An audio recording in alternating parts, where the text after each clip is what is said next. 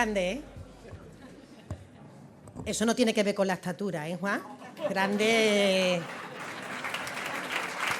Aquí. Grande en el término más noble de la palabra grande. Bueno, buenas tardes a todos y a todas. Lo decía Juan, decíamos ambos, ¿qué sitio podemos escoger para celebrar el 144 aniversario del Partido de las Libertades?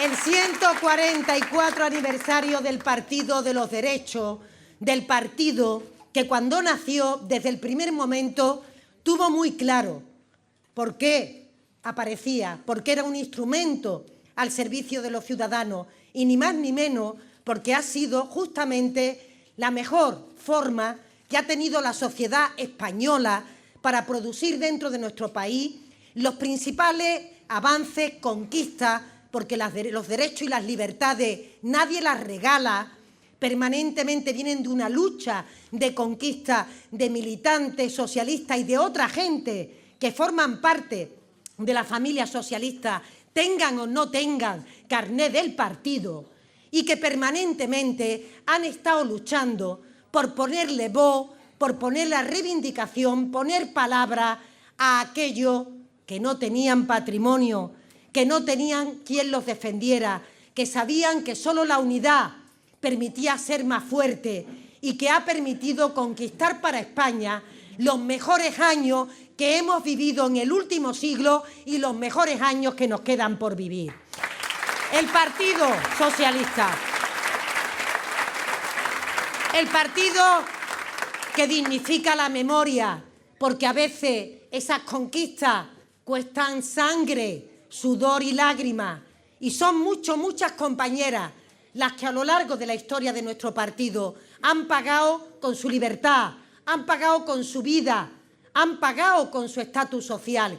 El poder comprometerse, que significa ir con, acompañar a, estar del lado de aquellos que tienen más dificultades para poder defenderse. El partido feminista, que ha permitido que las mujeres tengan ahora unos derechos que hace 50 años ni siquiera nos podíamos permitir y que han sido causa de las políticas públicas que se han venido desarrollando en nuestro gobierno, pero también, y no lo olvidamos nunca, las que ocupamos una responsabilidad, causa de nuestras madres, de nuestras abuelas, que siempre nos educaron para ser autónomas, para estudiar, para posibilitar que hoy tengamos una formación que nos ha permitido valernos por nosotras mismas.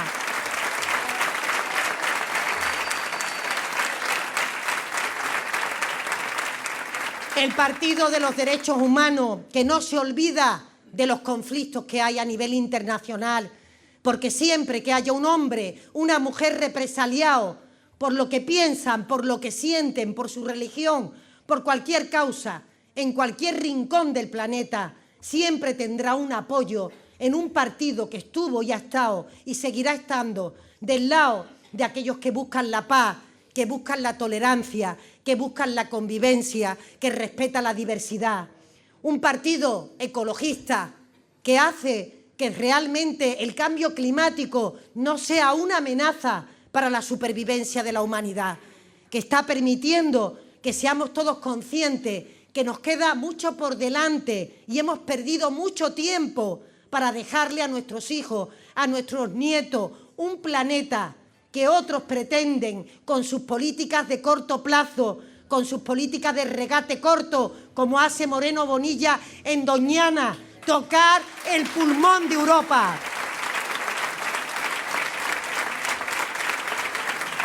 Y sobre todo, el partido de la igualdad, que bien lo decía Juan, el partido que cree que no puede haber ningún hombre, ninguna mujer que tenga que arrodillarse para poder tener comida, para poder acceder a una vivienda, para tener curación si hay tratamiento para su enfermedad, para que su hijo pueda progresar, su hija pueda ir a la universidad.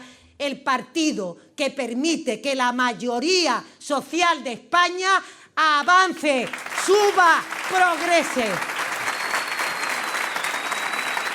Eso celebramos en el día de hoy. Y no me podía perder la presentación de este equipo ganador. Es un equipo ganador. Un equipo de hombres y mujeres que con la que cae en política, que es una profesión de alto riesgo, han decidido complicarse la vida. Han decidido dar un paso adelante y decir: aquí estoy yo, para dedicar tiempo, energía, preocupación, talento, compromiso a su quehacer, a su tarea y, en definitiva, a mejorar la vida de los ceutíes y las ceutíes. Con un líder, Juan, un hombre honrado. En política, evidentemente, el currículum de uno, la capacidad que tiene uno de mostrarse a los demás con las siglas del PSOE, tiene que ser desde la honradez. Tiene que ser desde el talento, Juan. El talento que no se estudia en los libros solo, que también. El talento que se construye de abajo arriba, que uno se trae la experiencia de otros sitios, de otros lugares donde ha estado trabajando codo con codo, en su caso, en su programa estrella, en la población que cree que necesita tener una oportunidad para el futuro, los barrios, las barriadas, los lugares que nadie se ocupa, probablemente porque para ocuparse de ello hay que defender los intereses de esa mayoría de gente, no de las personas privilegiadas, no de aquellos que tienen patrimonio, no de aquellos que tienen capital, que probablemente no necesitan de la política pública, porque la política pública es el mejor pegamento para la cohesión social, para la cohesión territorial de un país, de una sociedad que no se puede permitir el lujo de que haya gente en la cuneta, gente en la estacada, gente que no puede aportar porque no tienen una oportunidad de trabajar. El empleo, el trabajo, el jornal diario es la posibilidad de que cada uno aportemos a esta construcción colectiva. Y un hombre, fijaos, que por supuesto hace suyo los valores de este partido que hemos comentado antes, pero un hombre que se siente orgulloso de sus orígenes. ¡Ay, quien reniega de sus orígenes! ¡Ay, el que se avergüenza del lugar donde vive, o de donde venía, o donde sus padres, con mucho esfuerzo, han podido tirarte para adelante! Él siempre, con orgullo, dice del lugar donde viene. Y ¡ay, Juan!, de aquellos que estigmatizan a los que viven en un sitio porque consideran que ser pobre es ser delincuente. ¡Ser pobre!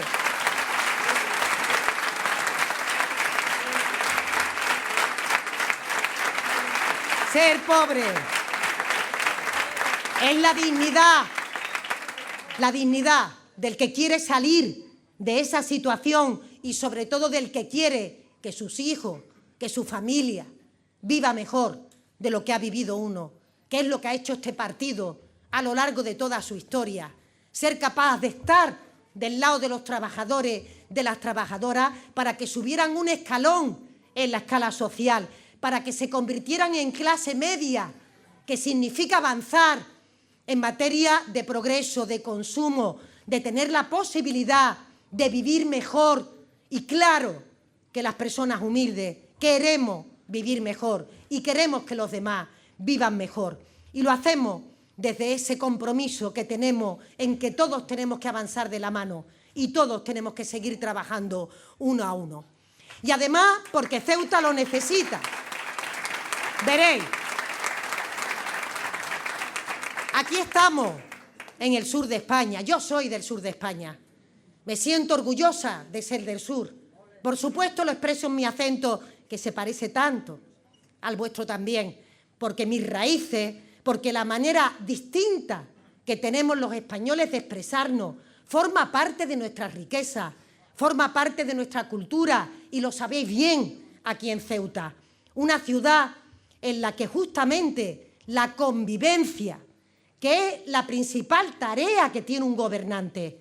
Hacer que en su pueblo, hacer que en su ciudad se conviva con respeto, siendo capaz de entender que hay gente que piensa distinto, que tiene una religión distinta, que tiene unos gustos totalmente distintos, pero que al final, con el diálogo, con la capacidad de reconocerse en lo que nos une al otro, somos capaces entre todos de construir el proyecto colectivo que significa una ciudad como la ciudad de Ceuta. Y eso lo sabéis bien los socialistas de Ceuta. Por eso tenemos que denunciar, tenemos que condenar a aquellos que vienen siempre intentando practicar la política del odio, la política del distinto, la política de la exclusión. Oiga, que cada uno viva si respeta a otro como quiera vivir, que se ame con quien se quiera amar, que forme la familia que quiera formar, que practique la religión que quiera practicar, que en definitiva sea capaz de construir su propio proyecto personal dentro de una comunidad que lo que pretende es crear condiciones para que cada uno, para que todos y sobre todo los más pequeños puedan avanzar en este futuro en el que nuestra generación tiene que estar implicada, complicada, comprometida, como siempre hemos hecho aquellos que practicamos una política noble del interés general para la mayoría de la gente. Eso es lo que representa una ciudad tan plural, una ciudad tan bonita, tan cultural como Ceuta. Y vienen algunos, decíamos, aquí, pues eso, a intentar que se mire con recelo al que está sentado a tu lado y no viste exactamente igual que tú, o no piensa exactamente igual que tú, porque hay algunos que viven siempre de la pelea, de la confrontación, de la exclusión, del odio, en definitiva, de intentar arañar votos a base del sufrimiento, a base de no construir sociedad, sino de defender intereses particulares. Pero veréis, lo hacen porque saben que esa política que practican es una política de minoría. Y esa política de minoría procura y posibilita que si uno no está denunciando, desenmascarando por qué lo hacen, haya gente que diga, míralo, ahí están los políticos, otra vez hablando de sus cosas. No están en el problema de la gente, no piensan como piensan la gente, a lo suyo. Ahí están, en el Congreso, en la Asamblea, en donde sea, a lo suyo, sin preocuparse de mi vida, de mi problema que es el paro, mi problema que es la sanidad, la educación, cómo me traslado, cómo soy capaz de que mi negocio prospere. En definitiva, la cotidianeidad de la vida de la gente, que es lo más bonito de lo que se tiene que ocupar la política pública. Y lo hacen porque ellos saben bien que los que profesan, piensan su misma ideología, esos sí van a votar, ¿eh? Esos van de forma religiosa a votar, sin ningún tipo de problema. Pero la gente normal, la gente que lo que quiere justamente es que los servidores públicos nos ocupemos de su día a día, pues le provoca lejanía, le provoca desazón, le provoca incomodidad y nos quedamos en casa y decimos, pues nada, que se arreglen los problemas entre ellos. Bueno, pues desde aquí, desde Ceuta, le vamos a decir a todos estos de Vox y los del Partido Popular que le acompañan en este tipo de discurso que no.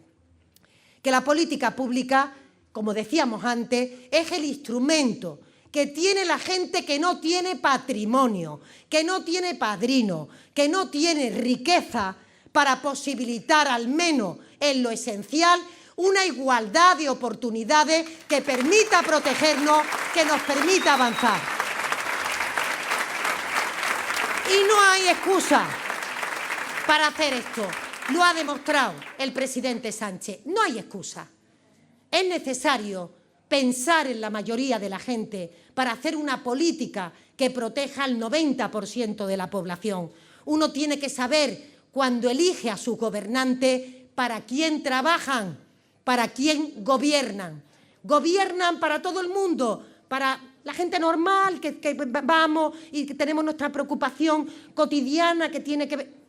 Pues esa gente son la que merece la pena apostar por ello. Los que buscan excusa y otra excusa y otra excusa para defender los intereses de la banca, los intereses de las energéticas, votando que no a que ahora que lo estamos pasando mal, que con motivo de la guerra de Ucrania necesitamos hacer políticas públicas que permitan que las personas puedan combatir mejor la subida de precios y que votan que no, ellos que votan a favor de esos intereses, tenemos que denunciarlo y tenemos que desenmascararlo, porque ellos representan a esos grandes capitales, a las grandes empresas, a aquellos que no necesitan nada de la política, les estorba y pretenden el ruido, la confusión, que haya mucho jaleo, que no se escuche el ruido de verdad, el sonido de una política que se ocupa de los trabajadores, de una política que ha conseguido, a pesar de la pandemia,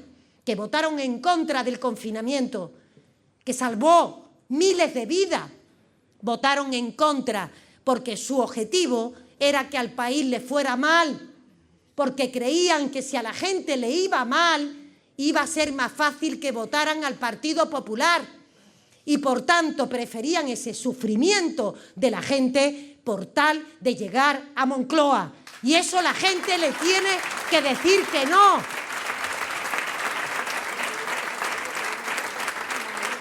Que este gobierno ha tenido que desarrollar políticas que permitan generar empleo. Y ellos, agoreros, con las gafas negras, con el pesimismo del que quiere que las cosas vayan arrastrándose, dijeron: van a poner en marcha una subida del salario mínimo interprofesional y van a provocar miles de despidos.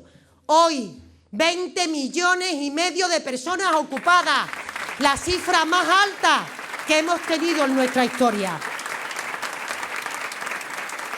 Porque les parecía un lujo pasar de 735 a 1.080 euros.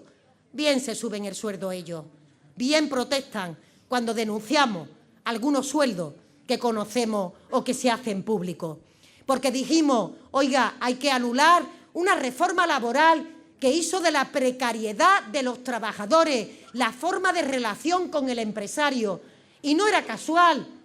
Pensaban, sabían que si los trabajadores tenían contratos que se renuevan cada 15 días, cada mes, cada 6 meses, se desmovilizaban de su reivindicación. Y lo que hicieron fue justamente eso. Decían: vamos a facilitar el despido para que el despido no se produzca. ¿De cuándo uno facilita el despido para evitar que se produzcan despidos? Pues hoy, gracias a esa contrarreforma que ha hecho el Gobierno de España, 1 de cada 2 contratos son indefinidos para que la gente haga su proyecto de vida.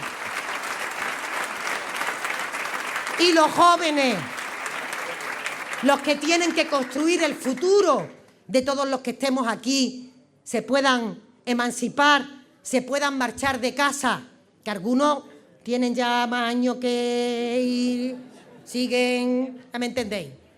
Porque no pueden alquilar, porque no tienen... Sí, ya me entendéis. O la política de vivienda.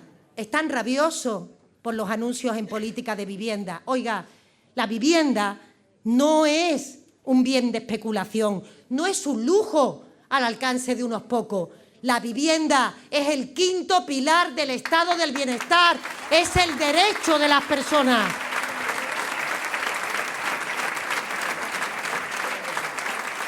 Derecho a tener un hogar, a tener un lugar de intimidad. ¿Qué seguridad puede tener alguien que no tiene posibilidad ni siquiera de acceder a una vivienda? ¿Qué proyecto personal se puede plantear alguien que tiene que dedicar más del 50% del salario a un alquiler o a la hipoteca que tiene que pagar a propósito de una vivienda? Y por eso el presidente anunció que estamos proyectando 113.000 viviendas para el futuro y ahora construyendo 70.000 viviendas, 183.000 viviendas que permitan que los jóvenes, las personas sin recursos, puedan formar su propia familia, cada uno como quiera, puedan hacer su propio hogar. Y les pareció una barbaridad que hiciéramos una contrarreforma del 0,25 de las pensiones, ¿os acordáis? esto que costaba más dinero la carta que lo que te subían al principio al mes. Esa reforma que lo que ha hecho, lo que ha puesto sobre la mesa es la necesidad de que la gente mayor, de que las personas pensionistas no pierdan poder adquisitivo, que sean personas que puedan tener una vejez tranquila, puedan tener seguridad, puedan tener en definitiva la confianza de que ellos que han construido este país, que lo han levantado, que han posibilitado que hoy estemos aquí, que llevaron a hombro la democracia, hoy puedan vivir con una pensión digna, que sí, que se sube al 8,5%, porque es lo que se ha subido la vida.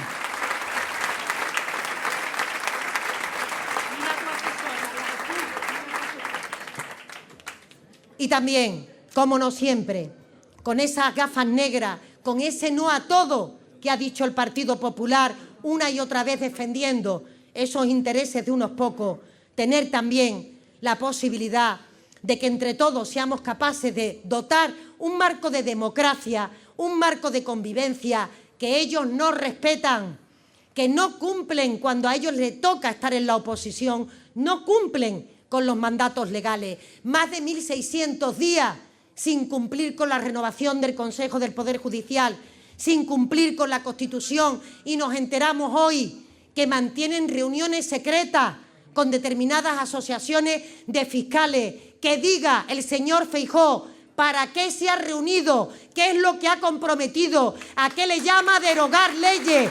No queremos volver atrás, no lo vamos a permitir.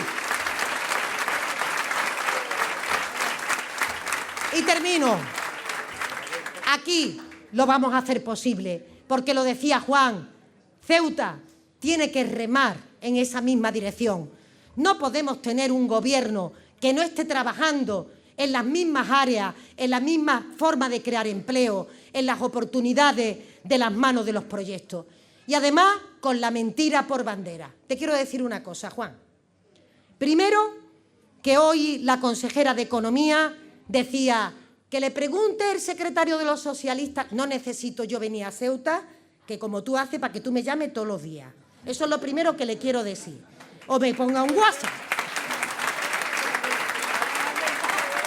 Porque lo hace todos los días. Y quiero decir que, por supuesto, lo hemos hecho y lo hemos dicho por activa y por pasiva. Por supuesto, la bonificación en las cuotas de la seguridad social de los trabajadores, por supuesto, va a continuar a partir de septiembre. Por supuesto. Y además, quiero haceros un anuncio. Quiero haceros un anuncio muy actual. Me voy a anticipar a mañana. Mañana el Consejo de Ministros va a aprobar un Real Decreto que por primera vez va a compensar a las empresas transporte de mercancías de origen o de destino en función justamente de determinados costes al 50% de lo que les correspondía pagar. Una promesa que nunca cumplió el Partido Popular y que desde mañana para ya este año 2023 compensaremos a través de una subvención que dará la delegación del Gobierno el 50% de los costes que se planteen respecto a esas empresas. Por tanto, avanzamos, seguimos trabajando, seguimos haciendo de Ceuta una ciudad para vivir, para hacer turismo, para montar un negocio, para atraer una empresa, en definitiva, para vivir mejor. Y es por eso que necesitamos que el Gobierno de la ciudad sea un gobierno que esté alineado con el Gobierno de España. Y para ello, compañeros y compañeras, todos, cada uno de vosotros, de vosotras, sois imprescindibles en esta campaña. Nos quedan muy pocos días. Tenemos la razón, tenemos el equipo, tenemos el proyecto, tenemos el líder y tenemos nuestra boca, nuestras manos y nuestros pies. no tenemos capital, eso no. Pero tenemos nuestra fuerza y cada uno es imprescindible para hacer realidad el ansia de cambio que está pidiendo Ceuta a grito. Y lo vamos a hacer, Juan, y no vamos a escatimar ni una conversación donde se produce, y la vamos a provocar donde no se produce, para hablar de política, en la puerta del colegio, en nuestros lugares de trabajo, cuando vamos a tomarnos una copa al final de la jornada, en el parque con los niños, en la residencia de mayores. Cualquier lugar que frecuentamos es un sitio para la militancia, para el compromiso. Y estoy convencida de que desde esta unidad, condición indispensable para que un partido se pueda presentar con todas las garantías cara a los ciudadanos, estoy convencida de que estos hombres, estas mujeres y los que no han podido venir hoy, te vamos a llevar en parihuela para que sea el próximo presidente. Así que arriba y a ganar, a ganar.